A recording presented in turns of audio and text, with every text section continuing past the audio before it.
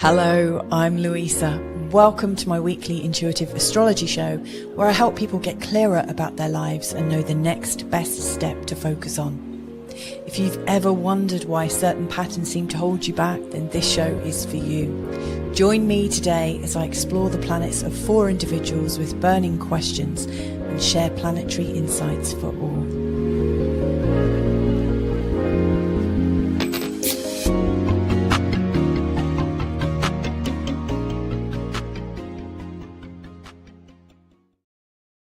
Hey there, how are you? It's Louisa Tanner Munson here from Ask Louisa. So this is the last show of this season. I may well be back soon. So what I want to do in this one, and it's quite a special one because we've got a full moon in Leo tonight.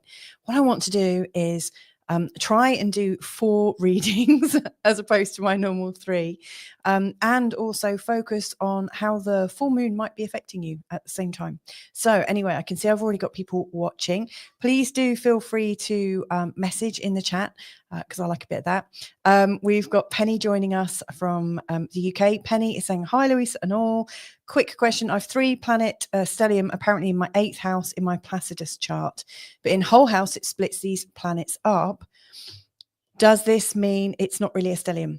Well, I believe it's a stellium. I think anytime planets are together, they have a really strong sort of focal point. What might make it different is if the energies are expressed differently because of the houses. But I know your name is in the hat for tonight, so let's see, and I might be able to elaborate on that a bit more. We've got No Name joining us saying hi, Louisa. Hi No Name. Let us know where you're from if you're watching. I love it, when everyone comes in. It's really good fun. So obviously I've got a hat with lots of lots and lots of names to look at tonight. You've got quite a good chance. There's, I think, 25 names in the hat, for 4 readings. That's better than sometimes. What I do say is I've been sitting here for a few minutes, really kind of tuning in and hoping that whoever gets picked, their message might well resonate to you. So, it's a bit like if you go to a spiritualist church or if you go to Abraham Hicks, for instance, and, there's always somebody who stands up and gets chosen. It might not be you, but often there's something in there for you. So bear that in mind if you don't get picked. And maybe when I come back in another season, maybe I'll be able to attend to your question. But anyway, let's say hello to a few more people and then I'll get going. Jodie Roberts, hey girl, finally caught you live. Oh, it's so good that you're here. No Name is from Texas. We got Will here from Norfolk. VA, I always forget what that is.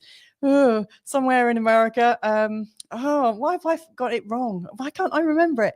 Let us know where you're from, Will. I keep forgetting. We've also got Vivian from the north of Portugal saying, I forgot to register this week. Never mind. Penny saying, I think you might see my babies on Saturday. Maybe. I know they're touring, so let's find out. Anyway, I'm going to pick out the first name. And obviously, if you've got a burning question about astrology, feel free to pop it in because I might be able to answer it whilst also attending to a particular name. Right, my first name that I'm Virginia. Thanks, Will. VA, of course, Virginia. Okay, so the first person I'm going to be looking at. Nice hairdo in that pic, by the way. Really cool hair, really good hair. We've also got Natalie joining us saying, hello, good day. And I don't know what time it is where you are. It's 8 p.m. where I am. Okay, so, funnily enough, the first person I'm looking at today is Penny Albertella. How cool is that? There you go, Penny. Sarah Taylor is here as well. Hi, Sarah, how are you doing? Jodie's also saying, so I just got a copy of birth records from the state archives and found out I was born 15 minutes earlier than I thought I was. That's so annoying. Okay, right, Penny, let's see. So, okay, what I'm going to do is I'm going to bring up the, this is a really great site. I mention it every week. I use it for the same reason, and that is that I'm not going to be able to attend to the chat room right at this minute because I'm going to be looking at this particular this program, and it's astro.com. I use it because it's free to use And, you know, if you're learning astrology and you want to, I'm just going to put in Penny. The great thing about it is it's really easy for you to do your birth chart. And so just follow what I'm doing here. So you would set up an account, which is free to do, and you would add your details. That's the first thing you need to do. So you pop in your name, your gender, or if you're doing a chart for an event, you pop that in there. Then your birth date. So I've got Penny's, which is 19th of May, 1957. And that's 16:20 p.m. Hemel Hempstead in the UK. There it is. And then you just press continue. Now, it's already set up to bring Penny's chart onto the screen. I'm just double checking that, yeah, you can you can see that. I love that. Thank you, Sarah. That color is fabulous on you. Thank you very much. That's nice to know. So I'm going to have a look at Penny's chart. Now, I didn't look at what she wanted. So she said, could you talk me through the blue and red lines in my chart and any obvious ease or tension? Okay.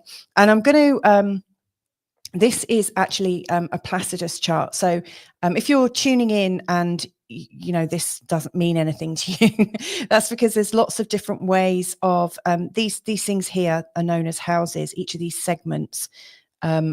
Allegedly, and I seem to follow this, obviously. I think each of these represents a different angle or a sort of perspective on life.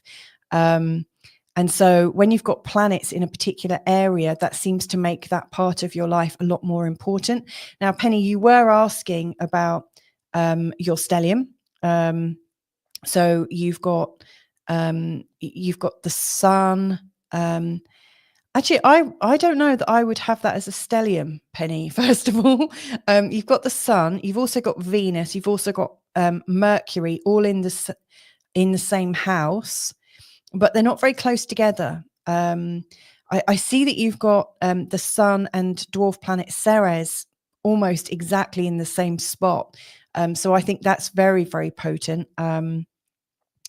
But your south node, you know, your Mercury and your Venus are all quite a fair distance from each other. I normally look for something, you know, a difference between 8 degrees. You know, so they're all quite wide apart. And there are some definite benefits to that, so I won't worry about it. But you definitely have a strong focus in this part of your chart, Penny. So anyway, you were asking about the blue lines versus all the red lines. So first thing to share about the blue lines is they are the lines, these longer blue lines are known as trines, and they give a kind of flowing energy between one planet here. So for instance, your sun is connected down to the moon with what's known as a trine. Your Venus is connected to the moon in a trine. So this gives a really lovely flowing energy to both of those planets, and it helps those planets work really nicely together. So for instance, you know, the trines often show where we've got talents, where things are really, really easy. So for instance, I would say your eye for style, it really comes, your natural instinct with style and styling and all things beautiful, especially with different colors and little details, you know, where like visual things really speak to you. And I put that down to your Venus in Gemini. So, you know, Gemini is very attracted to lots of little things. You know, it's like a little butterfly that flits from flower to flower to flower, and it loves to zero in on little details and little bits of color and stuff. But your Venus in a lovely trine to the moon in Aquarius really gives you a natural sort of design instinct. You've also got Libra rising, and Libra is the sign that is ruled by Venus. And so Venus is a really important planet in your chart. And your Venus is also in a trine to your ascendant. And this is like the most important angle as far as I can see. You know, this is very much about your birth, your image, how you come across. It's really about you, your personality as it's coming out. the first impressions that people have about you. So, the style really, really comes out strongly. Another important angle up here is the midheaven, which has to do with our career and our standing in the world. And it's ruled by the moon, because Cancer is ruled by the moon, and your moon's down here. So it's interesting that these two important angles, their two planets, are connected really harmoniously. So, what I get from that is all things to do with well-being and design, well-being and beauty and details. They all kind of slot really nicely together. So that gives you a lovely ease. And you've got a lot of these easy energies. But one of the difficulties with having a chart with lots of ease is often you don't do anything with it, so you need some of these red challenging energies to get you moving. So for instance, it's the little bit of grit in your eye that might make you rub something and then look a little bit harder. You have to try a bit harder. So you've got these square energies here. These are the short red lines, and you've got a very sort of big square here between Uranus and Neptune. That's more generational, because these are slow moving planets, but your square between Mercury and Uranus gives you a very, very unique and different way of thinking. Possibly sometimes you have difficulty in connecting things. So the design flows really, really nicely, but is it words? Is it like string, like putting, getting your ideas out? Uranus is a real sort of like channeling planet, and Mercury is about your sort of day-to-day communication and stuff. So to me, what's coming up for me as I'm looking at this is I'm thinking, Penny, that you have these brilliant ideas that kind of just come down, but then like putting them into the reality and to sort of like make them is quite an effort. And it never quite sort of matches the known experience, that big, beautiful channeled vision. So, that can create a tension. And of course, that will then make it harder for you, and it'll make you work a lot harder to realize your talents. So I always think, really successful people usually have lots and lots of these reds. Now, this red here is known as an opposition. So that's an opposition between Uranus and your moon. That also gives you quite a stop-start kind of temperament. So Uranus and moon energies, they can be very fleeting. So you can feel things really quickly and suddenly, and then be all of a flutter and not quite know where to put your energy. It's like, so, and you might be really committed to something, and then it kind of severs or breaks. And then you're into a whole new phase. And so it makes it a bit of a challenge to get longevity with things, so longevity is probably something that it is difficult, because these change of hearts can come around quite quickly. And, any planet going over this one here will be by default in opposition to your moon. So, that's an interesting aspect of your chart. So that's like two different types of red planets, red aspects or connections. And then we've got the trines, which are these lovely, talented long blues. We've also got short blues. These are really busy aspects. These are known as sextiles. And you've got one here from Vesta to Ceres and the Sun. To me, it's really important that you are working from a place of authenticity and truth. For you, your values, your vision are absolutely really key, and they have to come out in every aspect of your life. And they make you really, really busy. From your sort of like moral set point, that's the thing that gets you up and moving every day. So I think you've got a really good balance between these kinds of aspects, Penny. If there was one thing I would sort of maybe urge you to watch out for, or just to kind of put a little seed out there for you, because you were asking that as well, I would say things are going to get a bit more exciting. I'm just going to add in the transits. So this now is showing the current position of the planets. This planet here, Uranus, currently is it's lining up. It will be Uranus will be moving over your Sun and Ceres later on this year, but Uranus is actually going to change signs on the 7th of July, which I know is an important birthday in your family. But around the 7th of July, that's going to be really big. But in the couple of weeks just leading up to that, as Uranus is going over your Sun and your Ceres, it feels like there's a real big change in terms of parenting, in terms of your role as a parent. To me, it could be something exciting. It doesn't have to be frightening because it's, change. But to me, there's a new kind of energy coming from you, Penny. So I see it as more of an awakening kind of journey. And if there's something that you're wanting to free yourself of, to feel a lot more independent, a lot more fluid, a lot more inspired, a lot more adventurous, then this is going to be quite an exciting summer. So I'm going to leave that there with you. Lots and lots of love. And yeah, hopefully I will see some of your friends real soon, your family real soon. So let's just see what's coming in. Will's asking, what is a tellurium? We were actually talking about stelliums. I don't know. I'm not aware of a tellurium, just double checking in case that's something new on me. But a stellium, Will, is where you've got lots of planets like almost on top of each other, really close, and they're almost like in a daisy chain. I'm sure we'll see one. They really create a potent level of energy. So I'm just going to say hello to a couple of other people and then I'll have a look.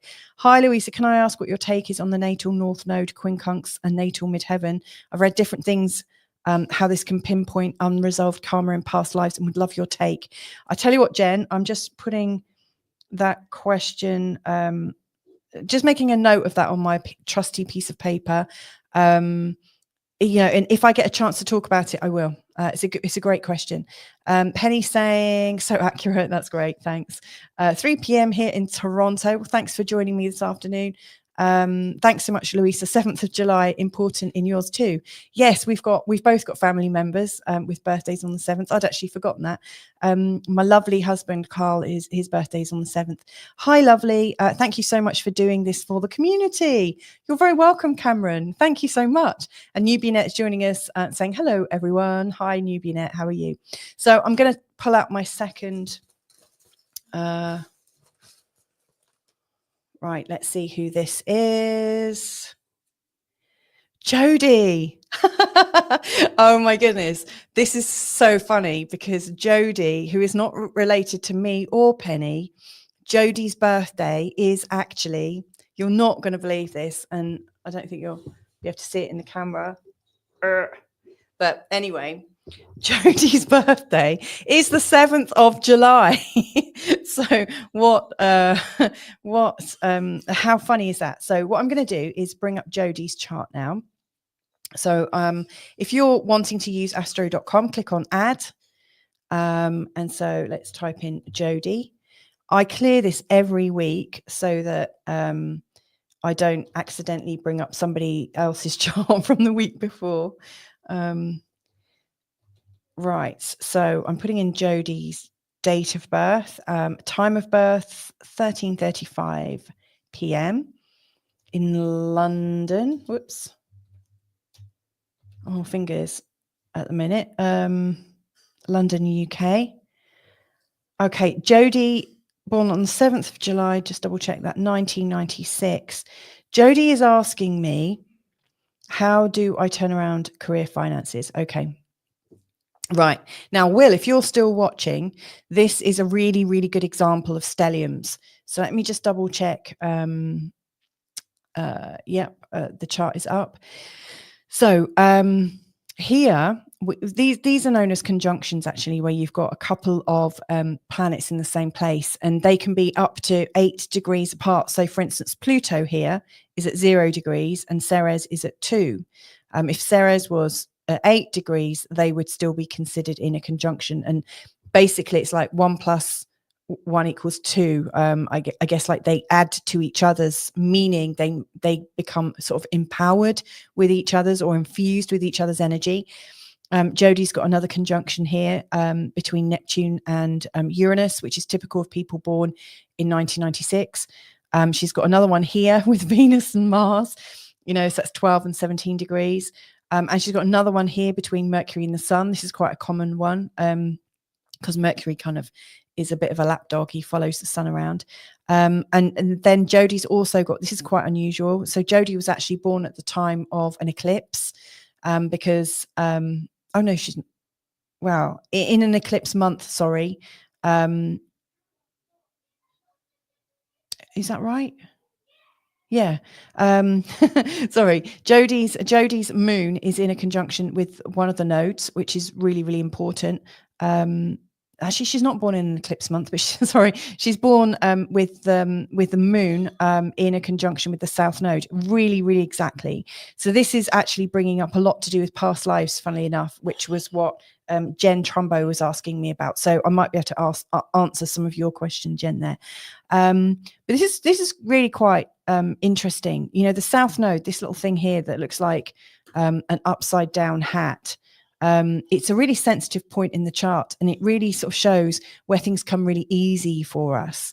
And, you know, where we really stay in the ease of the south node, like where it shows kind of talents that we've come into this lifetime with, or accolades or understandings, or, you know, just where things are kind of easy for us, you know, where we might just step into it a bit too much because it's really familiar. And so Jodie might find that with her moon here, that her emotions, the moon represents our emotions and our psyche, that, you know, Jodie feels a lot safer in the known place, you know, with what she knows. And so pushing herself is probably something that really takes a lot. You know, some people are really happy to just kind of stand outside of their comfort zone and go on a wild adventure.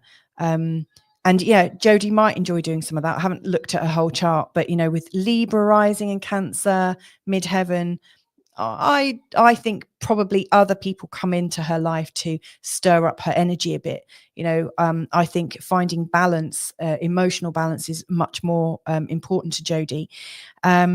But with this moon and the south node, her instinct is to play it safe a little bit too much, quite possibly.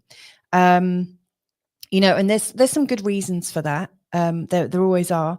Now, in terms of, oh, actually, I didn't finish talking about stellium. So we've got the moon at 12 degrees. We've also got Juno, which isn't a planet, but I'm treating it as if it is a planet. It's you know, it's a very important asteroid. Juno is at 10 degrees, so is in a conjunction with the moon, and Saturn is also within this space of 8 degrees. So you've got Saturn at 7 degrees, Juno at 10, the south node and the moon all in this really, really tight space. And so the moon, Jodie's moon here, which gives her an aversion to kind of stepping out too much, you know, and she likes to play it a lot more familiar than usual. It's also connected very much, like Juno here is, she brings up this energy of commitment and dedication, and also sort of higher versions of love. She's a higher harmonic of love. She can represent the other woman. There's this really strong kind of energy of partnering that's really, really strong in Jodie's makeup. Now, Juno in mythology, according to whether you're a Greek or a Roman, is also known as Hera, and she's also the goddess of marriage. And off the top of my head, I can't remember if she's married to Jupiter, but it's interesting because, you know, when I see Saturn and Juno together in a birth chart, I often think that there is a marriage coming, or like a firm commitment. For instance, my Juno in my birth chart, sorry, I'm losing my voice here. Sorry, it's not unusual to see people with Juno and Saturn in the same place. So for instance, my Juno is in the same place as my husband's Saturn. So it's, you know, it kind of shows, you know, where we're really fixing together. So, you know, Jodie's got this really strong comfort in being fixed. And it's interesting because, and I'm not talking about her work, but I think this is going to come into it actually. This house here, the 6th house, is about her everyday life and a need to keep things pretty much on an even keel, to be quite committed to getting things done in a good order. There's a lot of dedication there.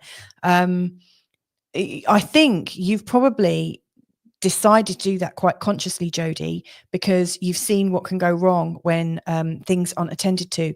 Often with Uranus in the 4th house, that can show where we grow up in a bit of chaos or a bit of disorder, or maybe your parents weren't as stable or moved around quite a bit. Often Uranus, especially with Neptune together in the 4th house, can show a lot of uncertainty in your childhood. And so what I really see here in your life is this real strong desire to have strong patterns and to reassure yourself.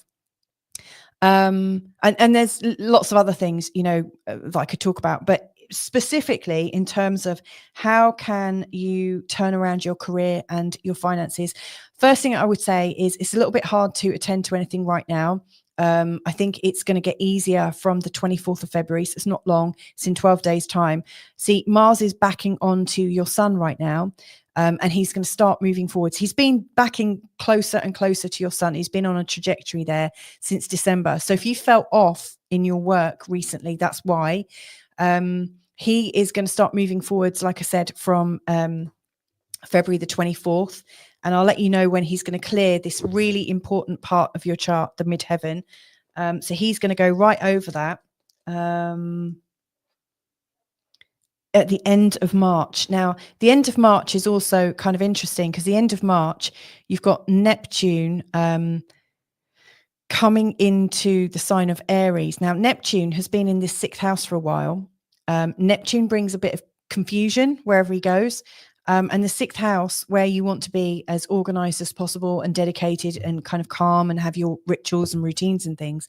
As Neptune comes in here, it brings a lot of spirituality and imagination, and also a desire to be a lot more healing based. It brings a really strong sort of healing energy. However, that can bring with it some confusion and possibly a bit of depression if you're not really on it. It's almost like your usual mojo, your usual ability to keep ahead of things and on top of things. It just feels like you haven't quite been there for a good few years. The good news is from the end of March, when Neptune crosses over here and goes into Aries, you'll feel a lot more determined and a lot more in your pattern. You'll be able to integrate the sort of creativity that's coming into your life a lot more freely. And so with Mars moving over this point at the end of March and Neptune moving in here, I think that's going to really, really help. That's the first thing. The next thing, this is going to be a really exciting year for you because on your birthday, the 7th of July, in your birthday chart for the year ahead, Uranus is changing signs, and he's changing signs in your 8th house. Now, the 8th house has to do with psychology, with things that you're letting go of. It's about stepping into a new version of yourself. It's about leaving one part of yourself behind and stepping into a new direction. So there's a sense of freshness coming from around the time of your birthday. Now, this, I think, is going to help you make sense of the things that have been going on for the last few years with sort of Neptune coming in this part. So there's something healing based going on. Now, I don't know what you do for a living, Jodie, but if you're not doing something that really satisfies your need to feel secure, your need to connect with people in partnership, because I was talking about this, your dedication to what you do. If you're not doing enough of that, then you may well be coming to a time where it might be a good idea to study or to consider retraining. Jupiter is also on the move and is going to be in this part of your chart for a really long time, for at least a year. And as Jupiter is coming through this, the energy of learning and studying to a higher level is it's just going to go right up there. So I think there's an intellectual curiosity, a desire to know that that you are making a difference, that things are starting to make sense in a new way. You're also coming up to, not just yet, but you will be in the next couple of years. Let me just double check. You'll be also coming up to Saturn return. Now, the Saturn return, let me just quickly check. Yeah, you're nowhere near it for this year, but I think you're going to be going through it in 2026. Let me just double check. I can't check right now. Hang on. Oh yeah, definitely. In 2026, you're going to be going through your Saturn return, your first Saturn return. Now, what is significant about that is if you haven't got enough responsibility, you'll need to get some. If you've taken on too much, you'll need to lose some. But the Saturn return is a time when we tend to rethink our lives and fall into what we're meant to be doing. You know, we get really, really clear about it. What I see for you this year is you're in the run up to your Saturn return, which is the first really big major thing that we do, you know, as we're coming up to 30. This is what's going on right now for you, is to realign you to what is going to bring you into purpose and passion that you can commit yourself to. So yeah, I really would suggest something that cares, that commits, that is in partnership, that creates safety, that has a sense of well-being to it. And if you feel up to the study, then I think, you know, that will put you on your path. So anyway, I hope that's helpful, you know, in sort of 10 minutes or so. I really, really hope that helps. Anyway, let's just check some other comments. I love how much your readings resonate. Thank you so much. Penny saying, oh my goodness. I'm the 7th of July too. Oh my goodness, that's Claire M. What a funny day today is. Happy 7th of July, Jodie, and other fellow birthday 7th of July folks. That's so funny, isn't it? So connected. Penny saying, my mouse is a bit stuck. Good morning, Portugal. That's Carl's birthday. Will is saying, I am, and thank you. That was a typo. I did mean to say stellium. I'm glad you're still here, because I may well pick your name out. Who knows? Jackie Hopkins from the US. Hi, I think Missouri. Hello, beautiful. Back to you. Penny saying, I'm not sure I'll make another Saturn return. You never know, Penny. I hope you do. We go through Saturn returns every 29 years. Carl's literally just had his second Saturn return, which people get to when, I've just picked out another name, which people get to around 58, 59. Jodie saying, what is funny is how you said you hope the readings resonate for more than one person. That's great. Hugh is joining us. Hi from Hugh and Jane. Hi. Okay. And Jodie Roberts saying, can't make that stuff up. How was that, Jodie? Was that helpful for you? I hope it was. Right, let's have a look. Okay, next one, Kat Alexandrova. How do I turn around my career? Okay, so let's have a look. This one's for you, Kat. So again, I'm adding new details. So this is Kat with a K. The 9th of February, 1986, at 2 a.m. in, I don't know if I'm pronouncing that right, Ufa or Ufa, in Russia. Oh, this is exciting. So I said that immediately because Kat is born at the time of, can you all see that? You've got the moon and the sun here. She's born at the time of the new moon. Let's get rid of that advert, whatever that is. Okay. Just want to point out a few things quickly about Kat's chart that have caught my eye and might catch yours. We've got a really lovely example of a stellium here, a couple of stelliums, in fact. So we've got the moon, the sun, Venus, Mercury, and then Jupiter. I mean, whoa, that's such a lot of Aquarian energy there. Now it looks like they are spread out through the sign of Aquarius, but you can actually see here, you know, they start here, like so. The sun and the moon are in pretty much the same place, and then Venus, Mercury, and Jupiter are all within 2 degrees of each other. So that's really quite staggering. Very, very tight load of energy there, and it's beautifully lining up to Kat's Pallas Athena here in Gemini. Then Kat has also got Mars, Saturn, Juno all connected in a tight space. So yeah, there's a lot going on in Kat's chart. Now, let's have a look. What can I share with you right now? Well, this is really kind of interesting, Kat, because I did say I was going to mention the full moon, and I've yet to do that. But look, the full moon today today's moon is right on your midheaven, right as I'm talking about this. There are no accidents. The midheaven, this MC at the top of the chart, this represents your career. This represents your outward focus, how you make your place in the world, your legacy, what people think of you in terms of your public persona. And in the sign of Leo, there's a really strong need to be appreciated and seen and loved and known. I think that's really important for you. So I think it's really important for you to be in a public facing career, however you choose to do it. So I'm going to have a look at the ruler of your midheaven, which is the sun, and also the ruler of your ascendant, which is Pluto, and also Mars. In fact, your angles are almost identical to mine. My ascendant and descendant are here in the same signs, and my IC and MC, but they're almost identical. So right, let's have a look. What is catching my eye?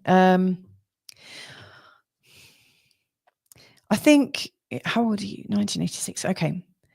I think right now with Pluto just changing signs and now in the sign of Aquarius, I think that has probably really changed the way you're looking at things.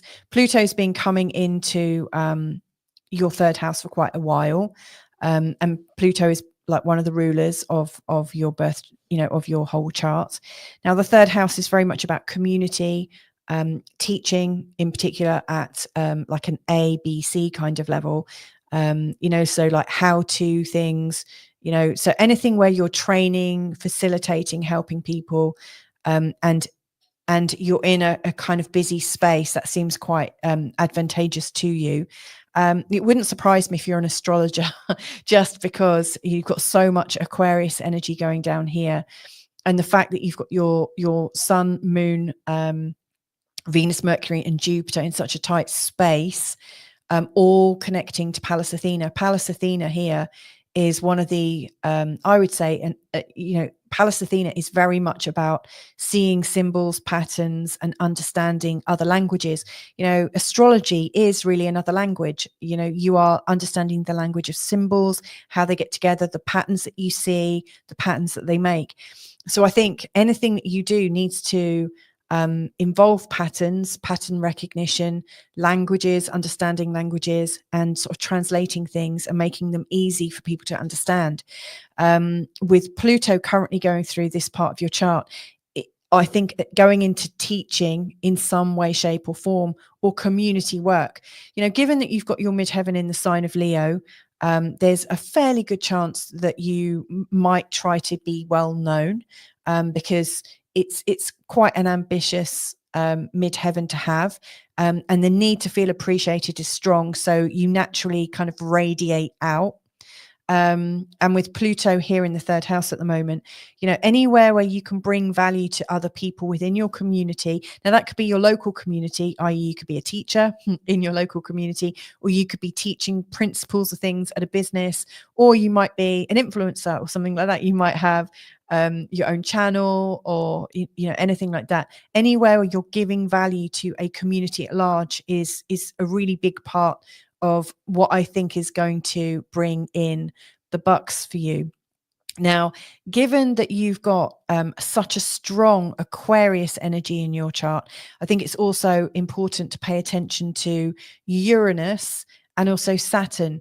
See, Aquarius has got two rulers according to whether you're a modern or traditional astrologer, but it doesn't really matter. I consider both Saturn and Uranus to be really important. And they're both going to be changing signs this year. So Saturn on the 25th of May is going into the sign of Aries. And it will later be coming back out of Aries and into Pisces on the 1st of September, but it's moving forwards. And then Uranus is going to be moving out of Taurus and into Gemini on the 7th of July, as I've already mentioned. And then by the end of the year, I think on the 8th of November, Uranus is moving back. Now, in the first quarter of 2026, both of them move forwards into their signs again, and they stay there for the duration. So what this is saying to me is, like, the development of your personality in terms of the way you work and stuff, you are going to be taking a significant step forwards in this year ahead. And to me, it feels like it's a kind of, I'm trying it, I might not commit to it, I'm trying it, I'm experimenting with it, I'm testing it to see how I feel. And then I really see you doing that in the first part of the year, really up until late August. And then I think it feels like you're just kind of winding it back in a little bit. So I think it's important for you to test and push yourself a little bit more in the first part of this year. And then towards coming up to autumn time, it's time to just not overcommit yourself, but go into a reviewing phase where you can really assimilate the pros and the cons of what you've done so far, what worked, what didn't. Because in sort of late winter and early spring of 2026, that is when these big changes start to come in. So I really don't think it's like one thing that you do. I think it's a whole series of things, if that makes sense. So yeah, with Saturn moving into the 5th, there's a desire to get a lot more creative and a lot more playful with how you're doing things. You might find a way to rationalize your creativity and to bring your creativity out of the imaginal and into the real. And then with Uranus moving from Taurus and into Gemini, I think you're going to be, and now I don't know who your client is or who your stakeholders are, but what I do notice is it feels like there's a new energy with people coming into your life. So I think there's a way of connecting to more fun people who are not wanting as much depth, but are wanting a little shot of insight from you. So yeah, I hope that's helpful.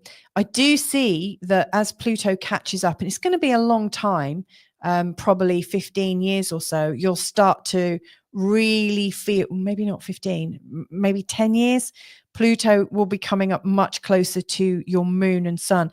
And that is going to create a much deeper shift. So I guess what I want you to know is whatever you're doing right now, I think in 10 years time, there's going to be an even deeper shift.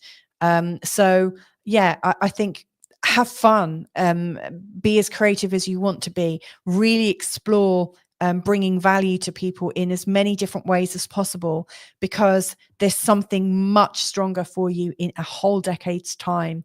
And for you to be able to really use that energy to its best, you need to have experimented far and wide. So I hope that's helpful to you, really, really helpful. And yeah, good luck with all of that. Lots of love. Okay, I think I have got time to do some more. So, oh my goodness, we've got quite a few comments. I'm just going to answer these and then I'll look at one more. Oh, someone's paid me some money. Thank you very much. That's so lovely. So where did we get to?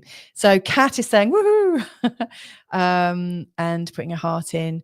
Claire McCall, thank you so much. That's so generous of you. Thank you for that super chat or whatever it was. Kat Kat basically is saying, I know, I think about having that very strong Aquarius energy.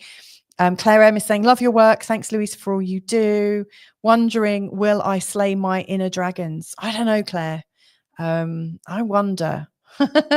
Isn't it interesting how our charts are mirroring each other? Yes, it's fascinating what's going on. Kat is saying, you're so spot on. I absolutely love languages. I speak 4 and I love astrology. Do you know what? If you haven't already trained in astrology, you could be really good. And I imagine there's a really big call for people who can do, it's not trilingual, is it? Well, how do you say you're fluent in 4 languages? Like how do you do that? Like, to be able to do astrology in so many languages could be a really big thing. But I mean, there's so much more than astrology, obviously. Claire saying, wow.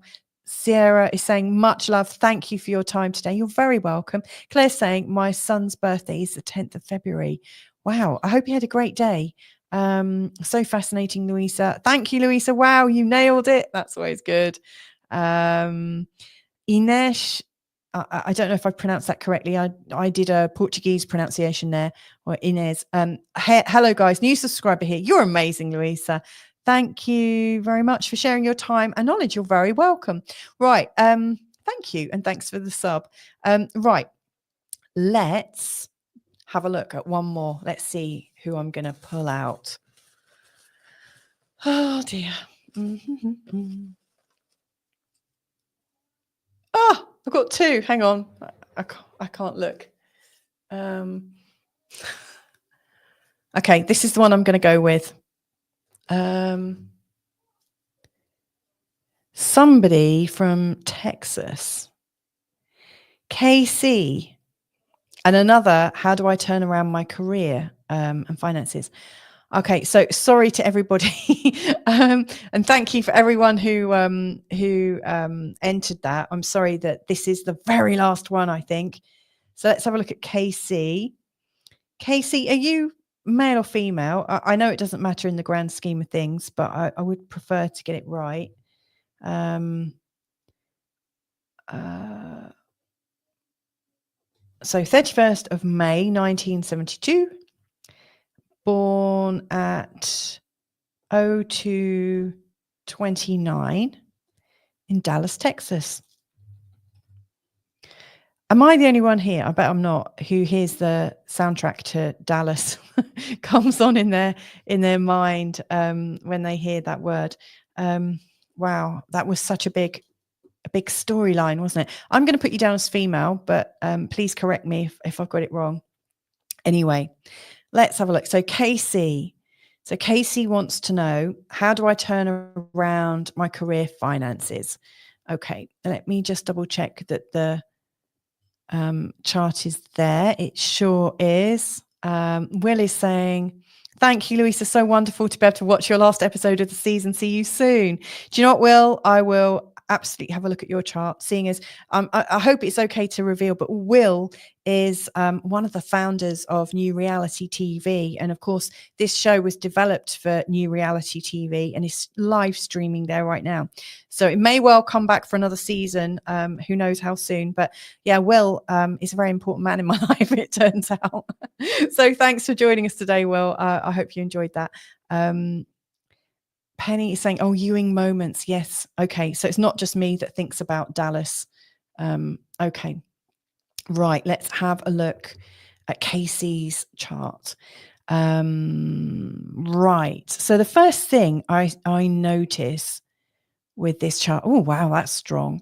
So Casey has got a conjunction, an exact one, really exact one between the Sun and Saturn. So her Sun is at 9:56. Degrees in the sign of Gemini, and Saturn is at 9:57. You rarely see this come up. This is very strong. And Casey's moon in Capricorn kind of gets down to business as well. So there's some strong energy here. You know, Casey has her ascendant in the sign of Pisces, which can make her a little bit indecisive. And a lot more dreamier than, you know, what you might expect somebody with, I think Casey's got a lot of different energies playing out, you know, so the moon in Capricorn can be very, very thoughtful and calm and patient and trying to steady her emotions a lot. The ascendant in Pisces is almost being blown away and blown around by the sort of psychic energies. It's very, very psychic and tuned in. And then the Sun in Gemini is, like really interested in the world around them. But with this Saturn in the conjunction, it's really, really strong. Like the Sun, I think, you know, the Sun often represents how assertive we can be. Saturn, this is triastral astrology, which fits in with transactional analysis. So, you know, you've got your parent, adult, and child personas. So, you know, the Sun represents the parent. Saturn represents the parent. Sun represents the adult, and the child is represented by the moon. Now, you know, with the sort of parent and adult function both in the same place in the sign of Gemini. Gemini is usually quite light-hearted. But with Saturn and the Sun together, I think it gives you quite a serious nature. And also with the moon in Capricorn, it can make you quite serious. There's definitely a need to get stable, even though you've got the Sun in Gemini and the ascendant in Pisces. It's like, I think one of the challenges for you is, how can I feel spontaneous whilst also creating real stability? And so it's a bit of a paradox for you to work on in your life. Now your midheaven to do with your career is in the sign of Sagittarius, which gives you a need, I think, to have a big vision. I think it's really important that whatever you do allows you to think really big, wide, magnificent. So it'd be fantastic if you were able to have an office with beautiful views, or some kind of job that allowed you a certain amount of autonomy. You know, I once had a job where I was in an office on the canal in London, and I used to not break the rules, but I used to do my meetings walking up and down the canal, and it really suited me. And I really think that the more, I don't know, obviously what you do for a living, but if you can step out of your office, if you have an office, and be in nature and be somewhere where you can see far and wide, that would really suit you. But I think you need a lot of freedom, and I think you need to have a certain amount of fun, a certain amount of spontaneity. Now I think Sagittarius sometimes can really need to be seeing into the future. So I see really strong Sagittarian career things often brings people into the markets, playing with the markets, playing with finances, or upcoming trends, all the latest trends. So it's almost like there's an element of seeing into the future, an element of wanting to know what's there and kind of creating it in your mind's eye. So again, there's a lot to do with big vision and seeing not just an amazing vision, but also seeing far ahead into the future. Now, Jupiter is the ruler of your midheaven, and Jupiter just so happens to be in your 10th house, which is really seen as being a great place to have your Jupiter, because it gives you a lot of energy to expose yourself in terms of work. It doesn't make you that shy or retiring. It tends to give you a sense of natural ambition, a sense of wanting to kind of be your best. You might be competitive. I'm guessing with your Sun and Saturn conjunction that you're really competitive with yourself. So I think you are pretty ambitious, and your inner nature of kind of serious contemplation really, really helps that, So I think you probably put a lot more effort into your work than other people do. And that will always signal great things, that will allow you to climb the ladder. There might be a bit of a rush for you to make it as soon as you can. What I notice is with, the sort of Capricorn energy, which is also very much present in your 10th house to do with your career, that tends to slow things down a little bit and give you a slow and steady climb.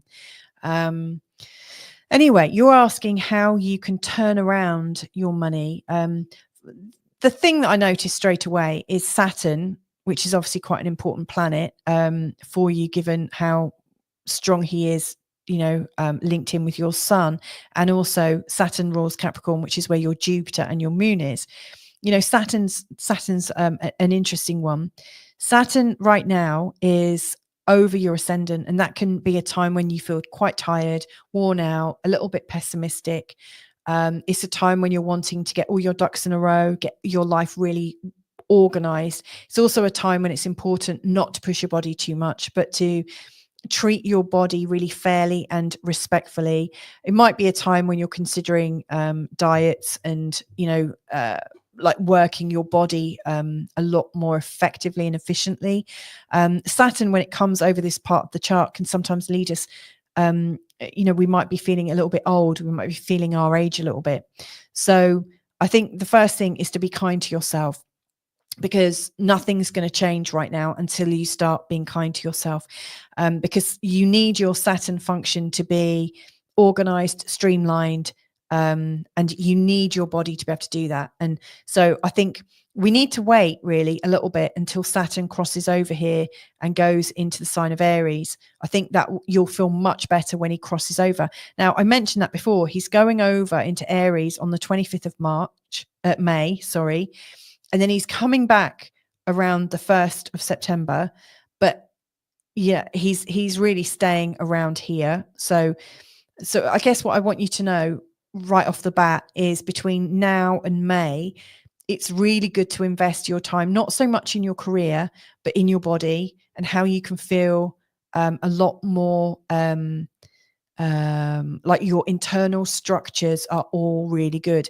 And if you're already really nicely packaged, if your body's working beautifully, then you might want to make your life around you really streamlined, because when Saturn goes into Aries, I think things are going to pick up speed quite quickly.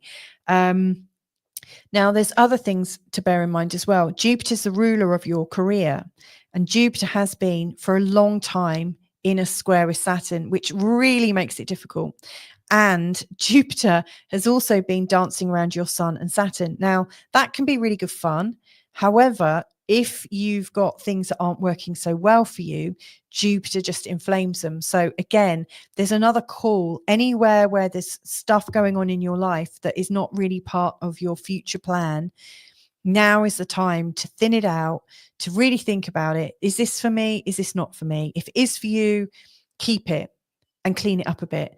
If it's not for you, get rid of it, because things are going to transform quite quickly.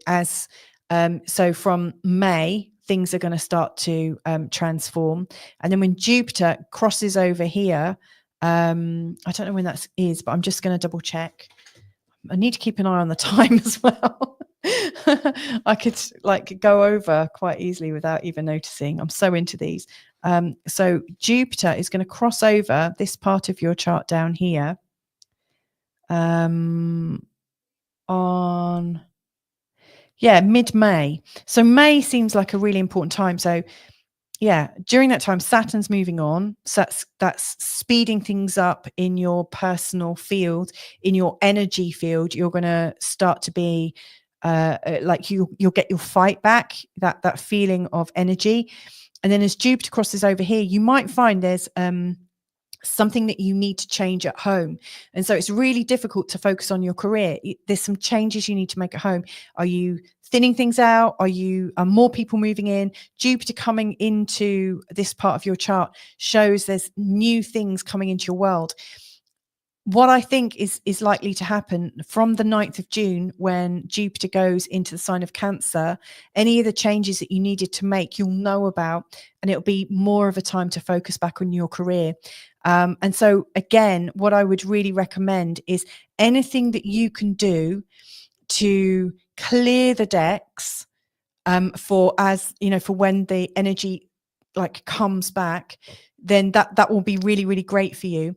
But I also think you need to get the qualities of your job right. So if they're not right, if you don't have a big vision, if you're not really able to follow the trends or predict things or kind of help your business kind of futurize itself, then you want to do you want to learn more? There's something really deep that needs to change and maybe be tweaked. So anyway, I hope that's helpful.